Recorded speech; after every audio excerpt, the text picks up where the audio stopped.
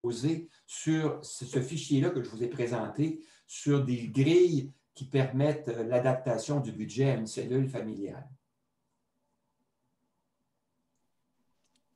Oui, j'aurais une question. Oui, Gilles. Quand tu parles de maison, je vois qu'il n'y a pas d'élément pour un système d'alarme. Est-ce qu'on peut l'ajouter ou il est inclus dans un autre élément? En fait, ces grilles-là, ce sont des grilles que vous pouvez modifier à votre aise. Hein? Vous pouvez décider de rajouter dans les grilles adaptation du budget et adaptation du bilan. Vous pouvez rajouter les lignes que vous voulez aux endroits appropriés, comme par exemple, si vous avez un système d'alarme, vous pourriez dire, mais moi, je veux mettre la dépense reliée au système d'alarme dans la section portant sur l'habitation. Alors, vous allez pouvoir insérer une ligne dans la section habitation et insérer système d'alarme, puis rajouter votre dépense à cet endroit-là. Cependant, dans l'onglet marathon, évitez de modifier la structure, c'est-à-dire évitez d'ajouter des colonnes ou des lignes ou d'en soustraire, parce que dans marathon, il y a des fonctions qui sont programmées qui vont aller chercher les données à certains endroits dans l'onglet budget qui vont les reporter. Alors, si vous avez joué avec la structure de marathon, de l'onglet budget de marathon, et que vous avez modifié le nombre de lignes ou les colonnes, les références dans la programmation sera erronée. Vous n'aurez donc pas des bonnes informations.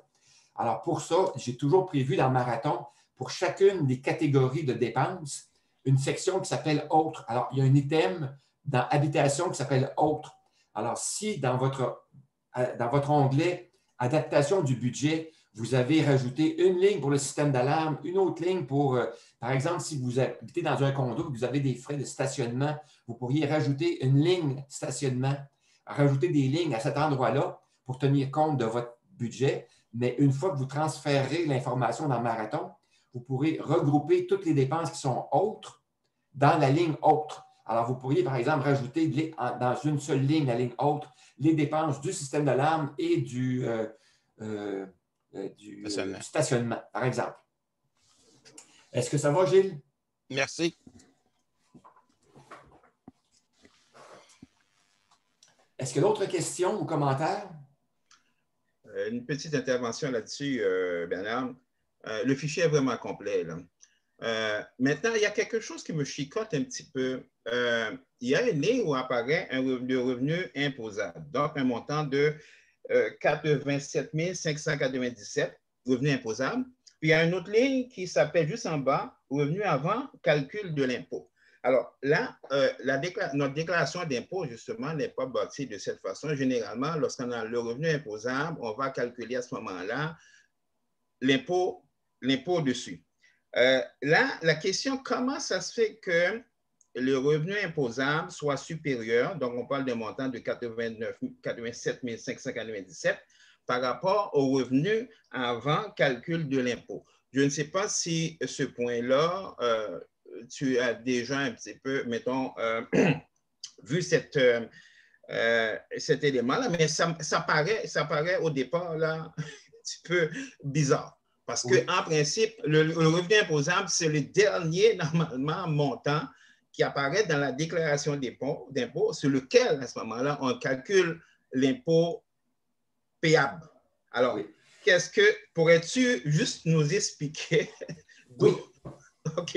Oui, je vais vous expliquer ça. Alors, la raison de ça, c'est qu'au moment où je prépare le budget de l'année suivante, j'ai de l'information sur mes revenus, que je prévois faire mes revenus d'emploi ou mes revenus de rente, mais je n'ai pas l'information sur mes revenus de placement.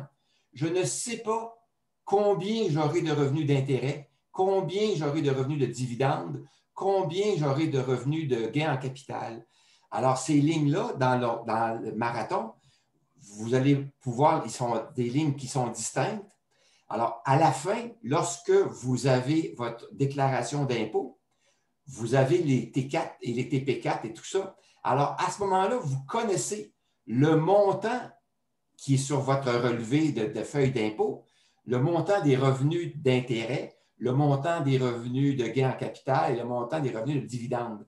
Donc, vous pourrez les inscrire à ce moment-là et ils seront donc ajoutés. C'est pour ça qu'ils sont supérieurs. Les revenus avant calcul de l'impôt, c'est des revenus que je connais au moment où je fais ma prévision budgétaire.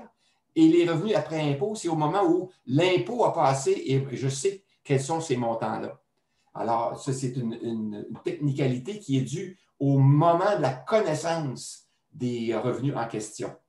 Ça peut vous paraître bizarre, mais sachez que dans Marathon, l'impôt est calculé automatiquement. Donc, vous n'aurez pas à vous fatiguer avec ça. Les calculs vont être faits automatiquement de l'impôt fédéral et provincial.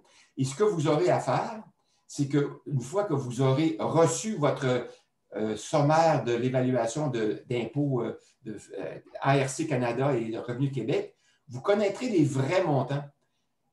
Par exemple, au mois de mai, vous faites votre déclaration en mars et vous recevez votre relevé de l'impôt final au mois d'avril ou mai. Alors, vous voyez les montants et vous pouvez à ce moment-là faire la mise à jour de l'impôt de l'année précédente en allant modifier 3 ou 4 lignes dans l'onglet qui calcule l'impôt dans Marathon. Et vous allez avoir les vrais chiffres de votre vrai impôt vraiment payé et vos vrais revenus imposables qui auront été déclarés. Excellent. C'est fait, je pense, avec un souci du détail que, Robert, je pense que vous allez apprécier. D'accord. Est-ce que... Félicitations d'avoir vu ça. Hein? Ça veut dire que vous avez un œil aguerri. Nous venons tous finalement du gouvernement du Québec et nous travaillons en équipe et puis chacune de notre intervention finalement là, nous apprend quelque chose. Alors, c'est ça la base finalement de cette réunion-là, de ce groupe-là finalement. Voilà. Oui, tout à fait. Félicitations. Alors, donc, est-ce qu'il y a d'autres commentaires ou interrogations?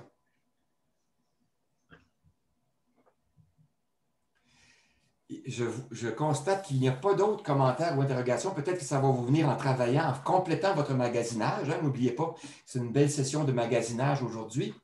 Alors, maintenant, 11h57, c'est le temps du devoir. Alors, ne quittez pas, ne quittez pas, ne quittez pas. Je vais maintenant vous donner votre devoir pour la semaine.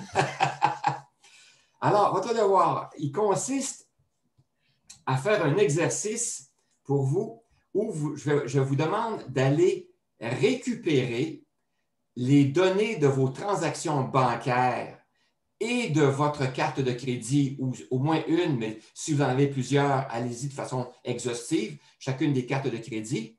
Allez récupérer ces données-là, importez-les sur votre poste de travail dans une feuille Excel, dans un fichier Excel, et faites le total de vos revenus, de vos dépôts et retraits pour votre compte bancaire à l'aide d'une formule dans Excel, donc la fonction de somme. Faites le total des dépôts, le total des retraits.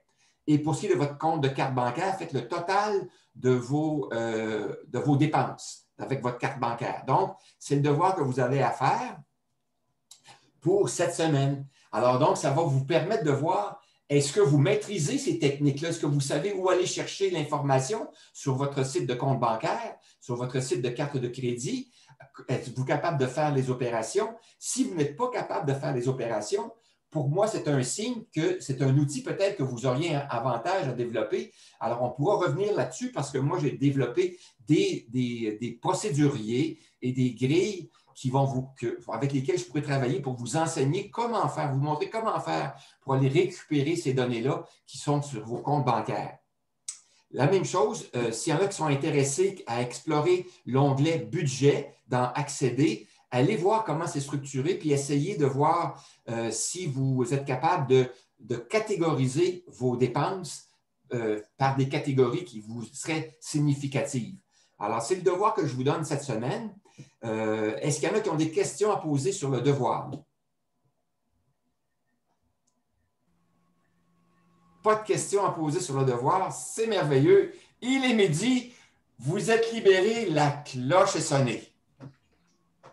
Alors, je vous souhaite une bonne semaine et bonne fin de semaine. Merci. Au revoir, bonne fin de semaine. Merci. Merci, bonne fin de semaine. Bonne fin de journée. Bonne fin de journée, tout le monde. Au revoir. Au revoir. Bye bye. Au revoir. Bonjour.